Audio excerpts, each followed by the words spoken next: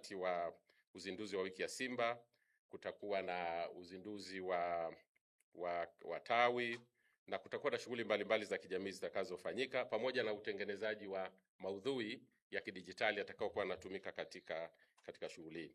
Kwa hiyo tunaamini kwamba ushirikiano huu wa leo, tunazindua kampeni maalum ya kuhamasisha mashabiki wa mpira wa miguu nchini na hata nje ya nchi kutembelea hifadhi ya Ngorongoro, kujionea haya tunayoyazungumza wenyewe na kurudi nyumbani pia, wapate nafasi ya kurudi nyumbani. Na mahali tumepitia changamoto kama klabu, lakini hatujaweza kuanguka. Tumeweka historia, tumepitia changamoto nyingi, lakini tumeweza kusimama.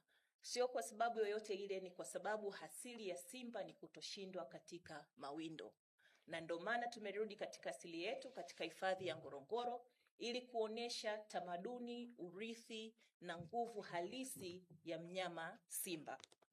Tunapoelekea katika wiki kuadhimisha miaka 90 ya Simba, tunafahamu kwamba sisi ni klabu ambayo inafuatiliwa na mamilioni ya watu pembe zote za dunia, na ukiangalia katika digital footprint zetu, klabu ya Simba ndiyo klabu ambayo inaongoza kwa upande wa Afrika Mashariki na Kati kuwepo katika digital footprint, tukiwa na karibu wafuasi milioni 20 ama zaidi katika mitandao ya kijamii.